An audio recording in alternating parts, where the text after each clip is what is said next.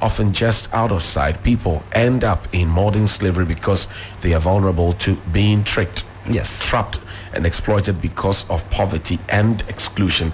Haja, I start this one with you. Great synopsis. Why is it necessary for us to be concerned about modern slavery and to have a whole project for it from the quarters of ActionAid?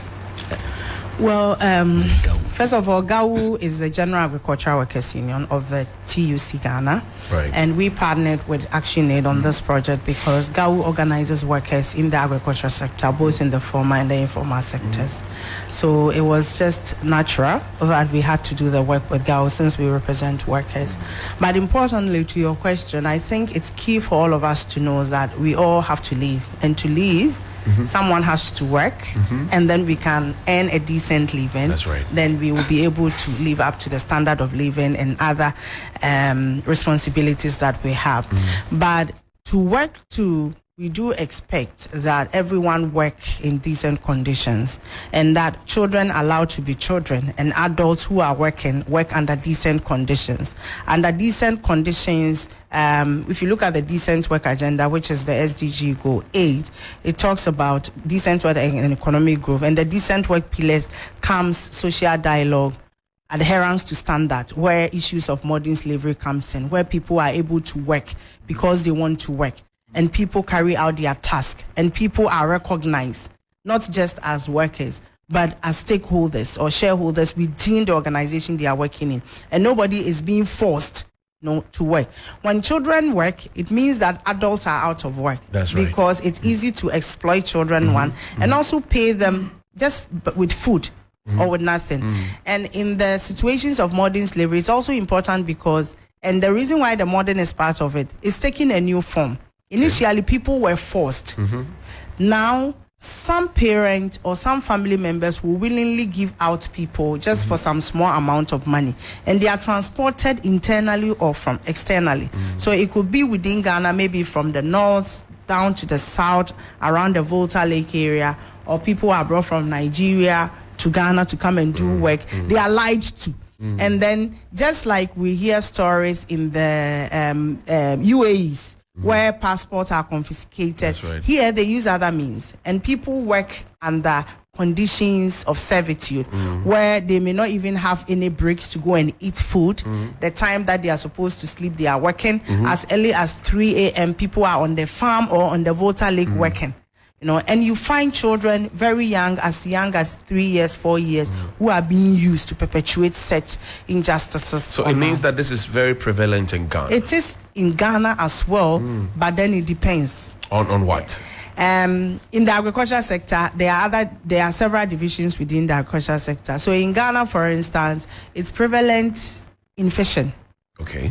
Unlike maybe on cocoa farms, you'll not find it there because cocoa is regulated, and Cocoa Board has policies that guides it. Right. Even their activities with cocoa farmers does not allow cocoa farmers to use children or forced labor on their farms because they do due diligence.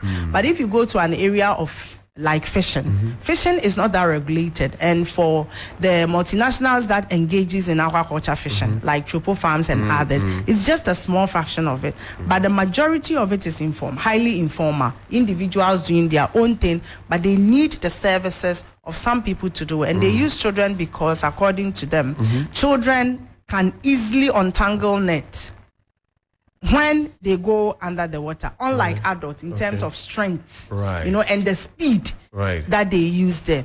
So they get that. Sometimes people bring children from maybe the coastal areas, Cape Coast area, all the way to, let's say, Kpando, to come and engage in fishing activities. So some of the children, they might not even remember where they come from because they probably started at 4 and now they are 15. So they think they're global citizens. Exactly, yes. I see. It's a serious matter, but it's also funny at some point. Let me come to you now and ask you, over the past 3 years, what exactly has ActionAid been interested in terms of the partnership to curb or nip this in the bud? Yes, so just to put it in very kind of a plain understanding, so we are referring to issues of human trafficking, we are referring to issues of debt bondage, and those were what he was talking about, even with the fishing lanterns. Then we are referring to issues of, unfair contracts and other elements of modern slavery. Right. And we do know that there are regulations, there are policies, there are laws. Even the Children's Act, we have the anti-human trafficking laws are there, and we have also institutions that have been put in place. The police service has the anti-human trafficking unit. You look at the immigration, they also have the anti-smuggling and trafficking in persons units. YOCO has, also a mandate around that. The Ministry of even Gender has an anti-human trafficking secretariat, and all of. So we have laws, we have institutions. Then the question is, then why are we still having these challenges? And so that is where, as civil society organizations, we came in with this project to support, to also contribute. And so by that, we have actually worked closely with these institutions and that is from the national and even at the district level. You go down to the district level, you have Shraj, you have social welfare and other institutions. Why did you have to choose them? What went into so these are the mandated institutions that actually have the responsibility or the legal mandate to address issues relating to these matters of modern slavery. And so that's how we actually work hand in hand with them to go down to the communities. And the project actually reached out to 100 communities, and we have been able to create awareness to over 50,000 people across the country, and that is in 12 districts across OT, Upper West, Northern region, and then Bono region. What form did this take? This achievement that we're talking at the community level, so we had to raise people's awareness to even be aware about the elements. Some people are working under those conditions of modern slavery, but they are not aware. And even you see that he was talking about children being trafficked and all of that. So somebody, we are there, and then somebody come and say, I'm taking your child to go somewhere to do some work to earn a good living or to even attend school.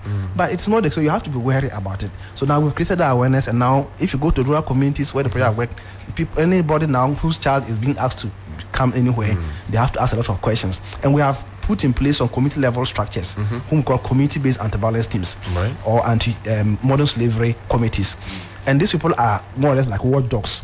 So monitoring and checking when they see any incidences or any semblance of such issues, they connect with the institutions, and then the issues are picked up. We also, poverty is also at the foundation of all of this.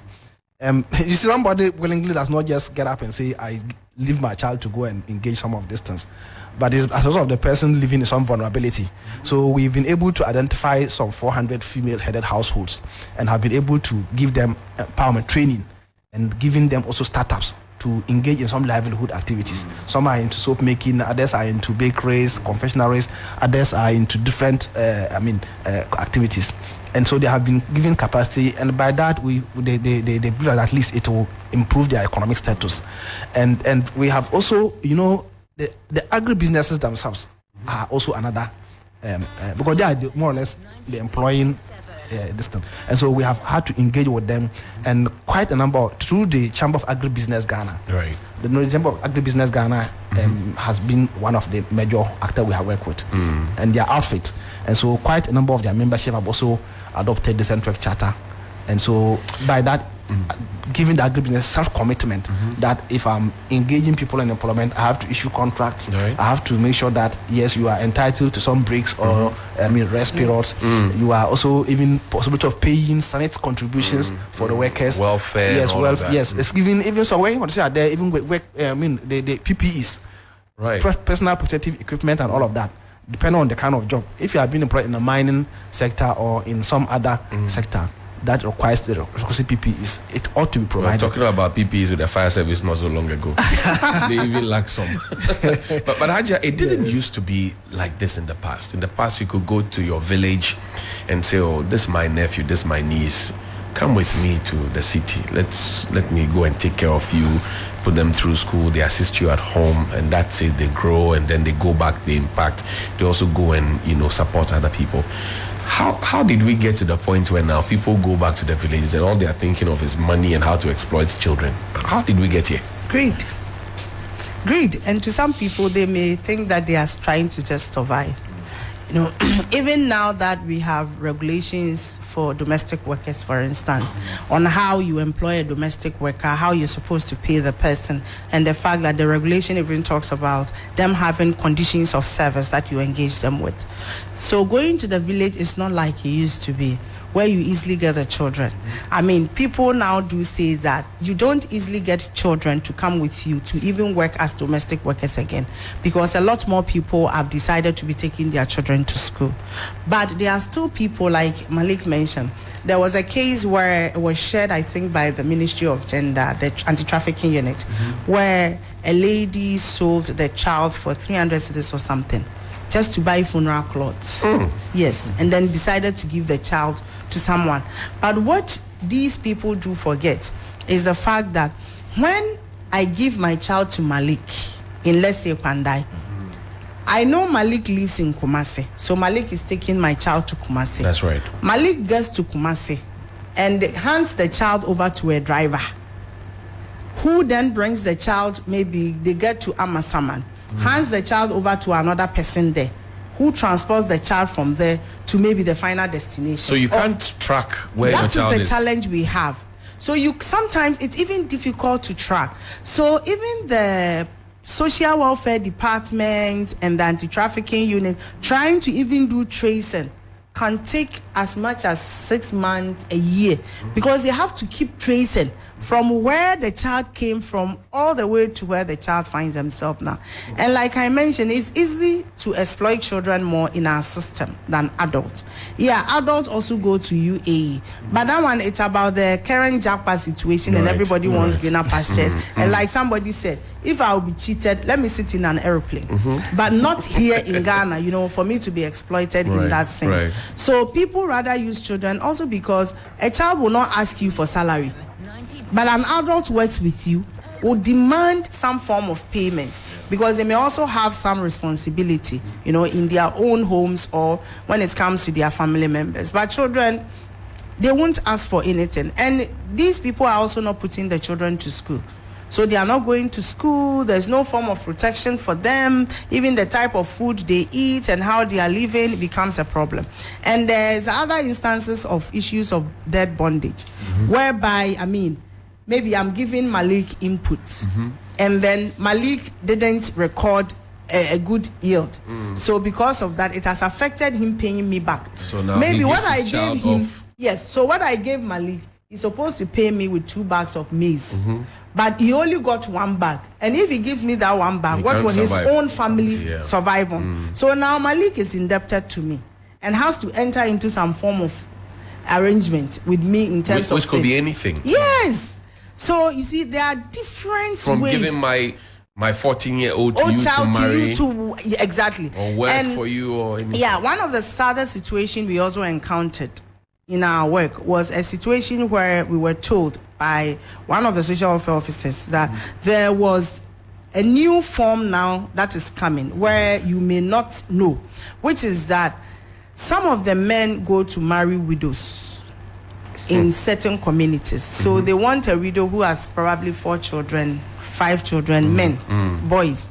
And then they marry the widow. They all move to where the person lives. So the children becomes the man's children. Right. And then before you realize, the man starts using the children on the farm. So when you see them and you engage them, they are working on their father's farm. Because the man is their mother's husband. But the man used the conduit. It's a strategy, yes, to get the children. And another one was how some women, like this domestic work we were talking about, will go to communities and get the girls, come and stay with them in the fishing business. There's some of the fish mummies.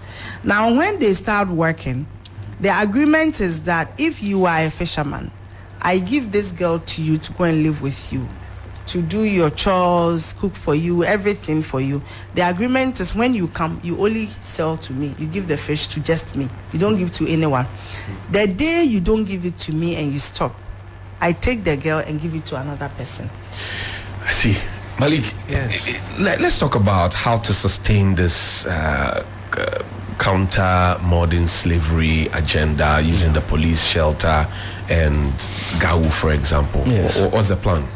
And so I think, like I did mention earlier, the mandated state institutions, for us as development partners, we will always come in when the problem is identified, do our bit. Right. But then our bit, because of resource, capacities, so we are always able to work along a certain duration.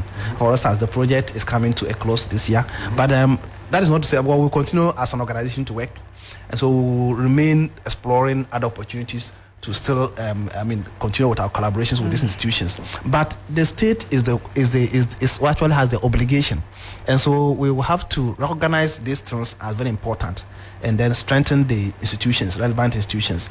I think I did not highlight. It's also all about awareness as well. And for media, you have a very, wide scope of reach. This morning, a lot of people have listened to you, and as we are still here talking. Right. And the project also did not leave out the media. We did reach out to the media across the national and regions, and also build the media personnel capacity to understand even the concept and the issues around modern slavery. And I think some have even done investigative pieces and feature stories and all of that around the issues of modern slavery. So we still look forward to the media using the platforms to amplify this awareness raising and all of that. Let's quickly talk about challenges, one or two, and then we'll wrap up the conversation. Yeah. What challenges did you, from the point of view of GAU, face while you were trying to combat this modern slavery we're talking about? Well, I think one of the major challenge is how our institutions that are mandated to do this work are under-resourced. That's a key challenge.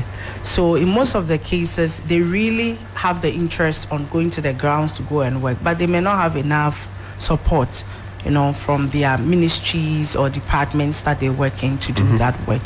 But to be very honest and frank, I think we need to state this, that for us, we thought we would face a lot of resistance working with these institutions in terms of insisting that we don't have trafficking, we don't have this, but the type of support that we got from all the institutions, I think is highly commendable. That they do understand and appreciate the fact that government alone cannot do this work. So all that we are doing is a complementary to their efforts, so that as we help them, they will now be able to do the work even in the absence of the civil society existing. So even though there were challenges with them being under-resourced and the project coming in to support them, we were also able to work with them to whatever we are able to do. We supported them. Like, for instance, let me just say this quickly. Like, the OT region is a new region. So they didn't even have an anti-human trafficking unit. But we worked with the regional command and the anti-human trafficking unit here in Accra to help them set up an office, and then got the office ready with equipment, laptops, like an office space, and also provided them with PA system and the social office so they can do outreach programs. Malik, you have the final word on this one. Challenges and shelters. Talking about all of this, when such children or vulnerable people are rescued, there are no shelters around. Only a few shelters are there. We ourselves, as ActionAid, put up even one in Upper West. So shelter is also one key thing. So we have some private people who have private shelters, and in some of the rescues that we've done with the police and the people, we've had to resort to these private shelters. And so there's still a lot of work that we have to do.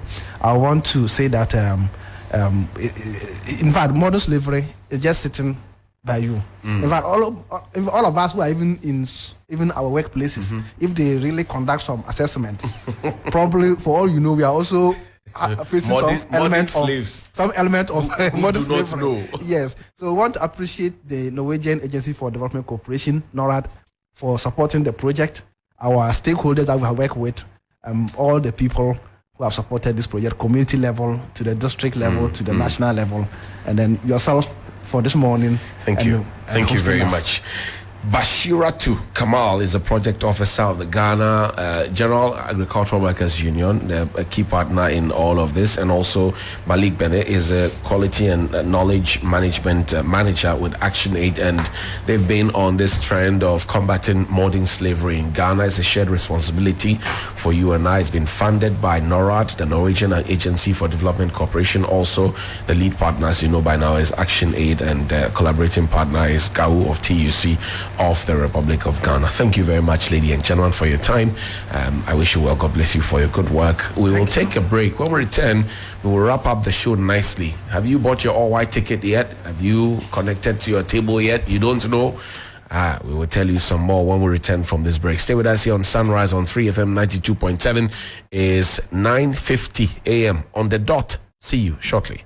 Oh my God, turn up the basses. This 22nd December. All roads, all cabs, all lights, and all the link up and the lingua will be at the Accra Sports Stadium. The Beam President, Stone Boy, will be addressing the world from center stage at the biggest African party in December. Hosted right here in Accra, Ghana. Beam Nation presents